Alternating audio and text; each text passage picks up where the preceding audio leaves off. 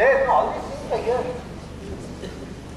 Just like how all the fellows are running away to America, Kohinoor also running away to England. What to do? It's in our hands, you know. If we just sit quietly and let it goes. Now, of course, we all know that after Jahangir, some of his, Shah Jahan, some of his descendants were not so good. And then finally this Nadir Shah fellow came and he took it away. And then he took it to Afghanistan. And then in 1838 or something, this terrible battle for Afghanistan. There was one character called Shah Shuja. I don't know if you know about him. Shah Shuja was the king of Afghanistan, and then he was getting harassed by the British. They had some terrible wars. And then he took the help of this man Ranjit Singh in Lahore. So Ranjit Singh came and said, I'll save your life, I'll put you out of the hands of the British. But in exchange, I want that, what you have got in your hand. So in exchange for the Kohinoor, he got his life saved. So then it was sitting in Lahore for some time with Ranjit Singh, and then at the time of the 1857 first war of independence, which we lost, then of course it was taken away by the British people. I don't know whether we want it back, because there is a curse on this stone. They say that whoever has it, that their empire goes. And we can already see what is happening in UK. Certainly the Kohinoor is doing its trick. So, now what does Kohinoor have to do with this Congress? It is written in the books and so on. We all know that Kohinoor was found in Golconda originally. And Golconda, of course, is a fort which is in the heart of Hyderabad. And in fact, I don't know if you know that till 200 years ago, all the diamonds in the world were made in India. They came from India. The South African and the Russian mines and other places only came in the last 200 years. And diamonds in India, unlike the South African diamonds, which you have to spend a great deal of money and go underground and under very terrible conditions, you have to pull the stones out. The diamonds in India could be obtained very easily because they were obtained in the shallow alluvial river beds, mostly from the river Krishna. And in the old days, this word Golconda was used not just to describe this fort or that small area, but almost the entire stretch of the Krishna basin that went almost up to the Bay of Bengal. Nizam, in fact, had his dominions were coming almost up to modern day Vijayawada. All that was actually called Golconda. So, when they say diamonds came from Golconda, they mean that it came from the Krishna basin. And of course, this is, when you people like Ganga, so for us, Krishna is like Ganga. This is the most familiar picture of Krishna in Vijayawada. And anybody who has taken a train from Calcutta to the south will have to cross this bridge. And but of course, diamonds are not found in this portion of the river. So if you look at this, you know, this is really the river. And you know, I've been very lucky, you know. They say India is defined by its rivers. Many old countries are defined by its rivers. They are the life and soul and character of the people. And for some reason or the other, coincidence or whatnot, I have seen this beautiful river in many spots. I have actually seen it at the source in Mahabaleshwar, near Pune. And then I have seen it in a small place called Vai, which is somewhere here. But the river is so small that if you throw a stone, it will go across on the other side. And then, of course, this is the grand picture that I showed you just now. The Prakasham Barrage in Vijayawada. And this is Nagarjuna Sagar. And of course, it's really beautiful out here. This is the gorge in Srisailam, where the river goes through a very narrow place near the famous temple of Mallikarjuna Swami. And this river I find, I don't know, I have not seen many others, but I have seen this. In every place it looks different. It's got a character of its own. Sometimes it looks menacing, sometimes it looks calm, simple. all sorts of moods it takes.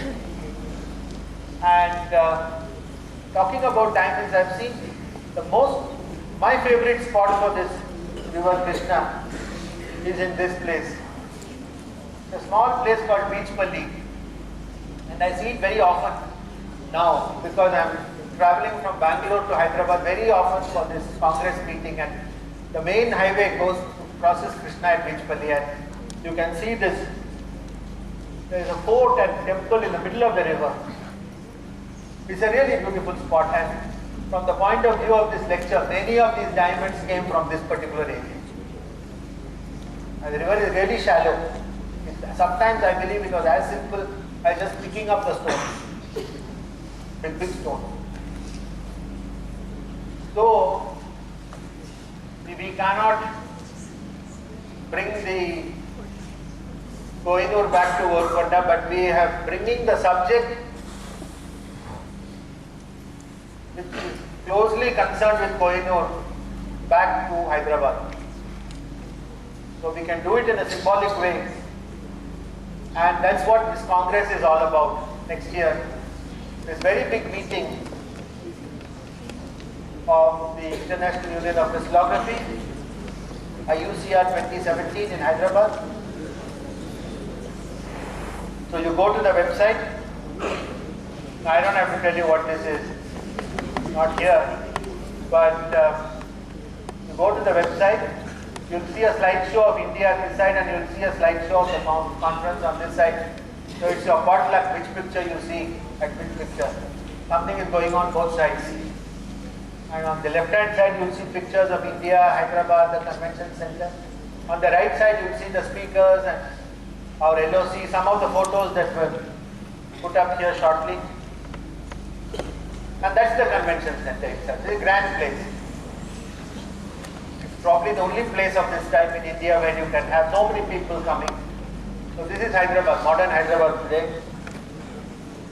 And see, this is something. I started with sodium chloride, I'm going to end with sodium chloride. It's a giant sculpture of sodium chloride,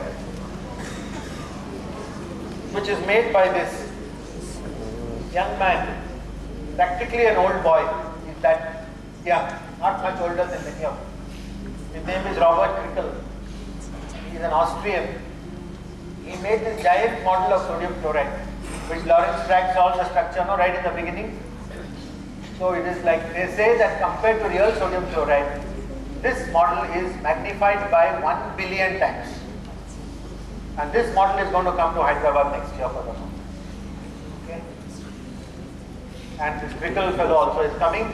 He's going to explain why he built this model, how he built it. It's quite difficult to build that. If you think about the size of this thing. And so if you come to the Congress, you will be able to see this model. You can talk to Krickel and do all those things.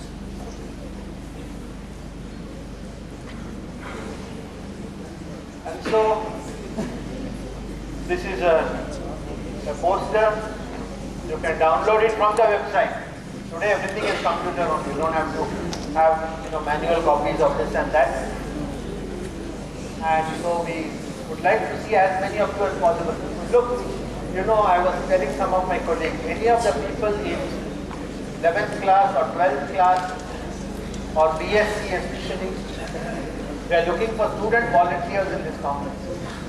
And because we are going to need lots of help to do so many jobs in the meeting and noticeably to talk to the delegates, many of whom do not speak English very well and would like to find out so many things, where to go, what to do, etc. So we don't have too many preconditions. You have to be free between 20th and 28th of August next year. And your command of spoken English should be much above average. Because many of these people from many countries, they cannot speak English properly. So we have to speak with them patiently, speak slowly, speak without a heavy accent. So if you feel that you are meeting these qualifications, please get in touch with me via Facebook, through the Facebook Messenger, and then somebody from the Congress organization will get in touch with you. And So now I've come to the end of my lecture, and some of the people in the audience know that I like to finish my lectures with a photograph of one of the peaks in the Himalayas. But this is the first time I am putting Mount Kailash. Although many times I have given many talks, but it's the first time I am putting this picture, and for a special reason. Mount Kailash is one of the few big peaks in the Himalayas that has never been climbed by anybody. Nobody has gone to the summit. It's supposed to be too difficult to go there. And just like that, nobody has tried to organize a conference of 2,500 people in India before like this. So it is something that has not been done before. And it is this conference that brings me to Calcutta now.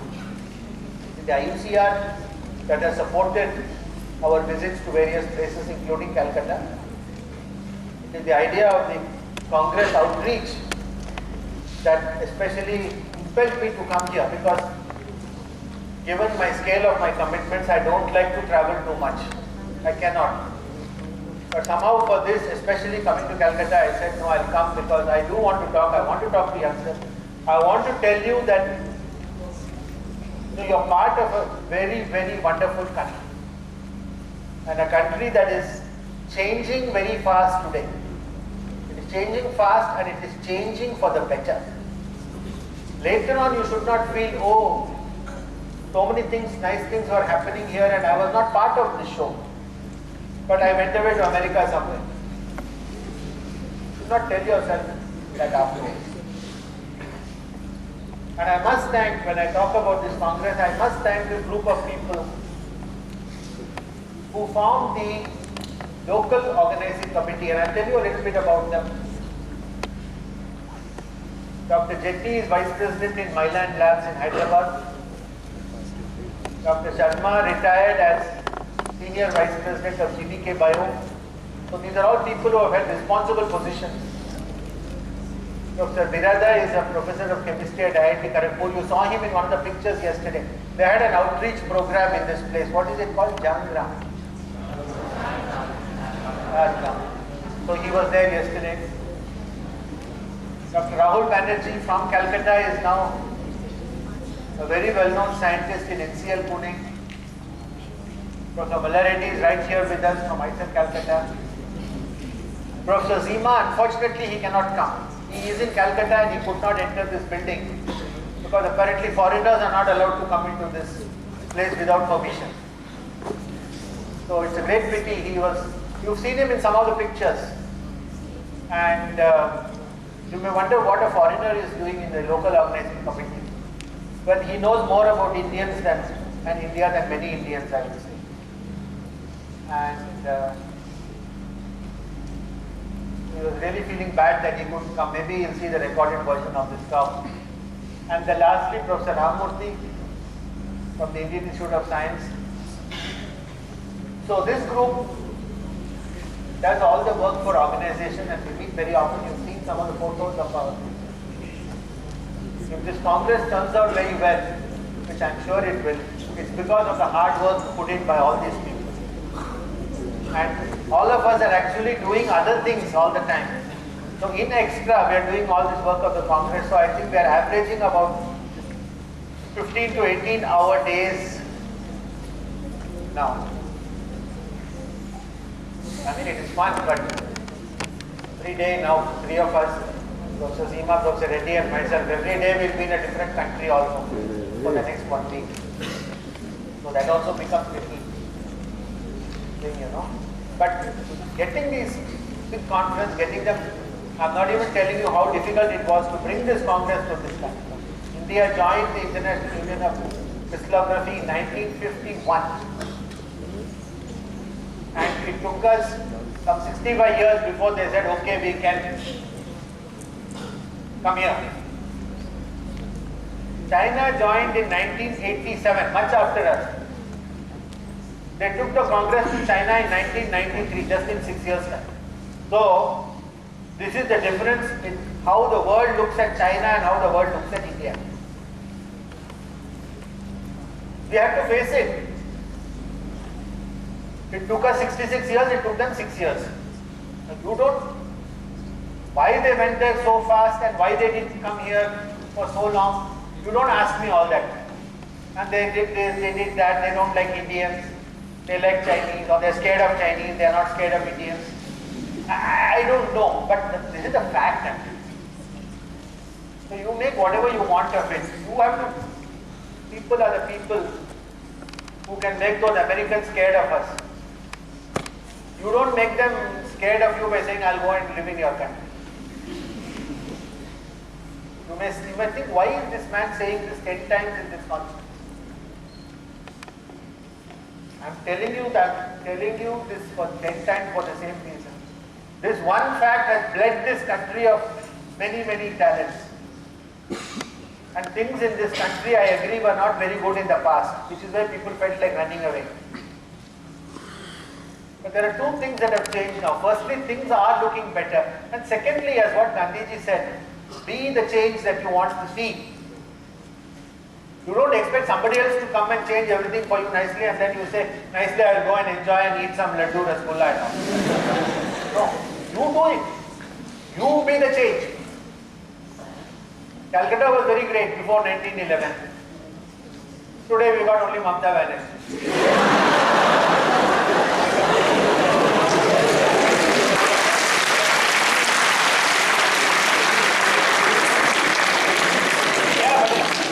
Because of all of us that she's sitting there.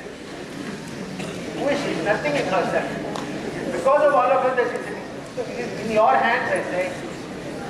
You are all the next generation of this country. And let me assure you, I have lived for 64 years.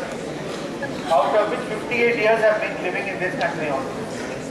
And I can tell you, you take my word for it, this country is changing.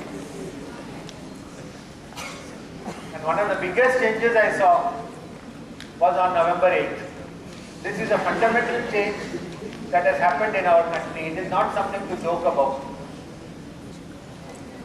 Because it is something that has happened which will make all of us think in a different way, in a more positive way, that we belong to this country and that we are stakeholders in this country finally. So please you are the right people of the right age at the right time. Please think about all these because these are also the ages 11, 12, BSc and all where you will make decisions which will affect you for the rest of your life. So you have to be thinking little bit, talk little bit to your friends but also think to yourself because beyond a point you cannot just rely on what friends tell you. Talk little bit to your parents but don't rely on them completely. Somewhere you have to think about it for yourself because finally you have to lead your life. You cannot lead your parents' life or you cannot lead your friend's life or something like that. So think about all these things. Think about what I have said. Think about hydrogen bonding if you want. I thought a lot about hydrogen bonding. But you see, you should find something else to think about like that. That is the essence of science. To find your own thing and do your own thing. So anytime you feel like saying, I don't like this, I want to do it my own way, then you are meant for science. If you want to say quietly, I'll just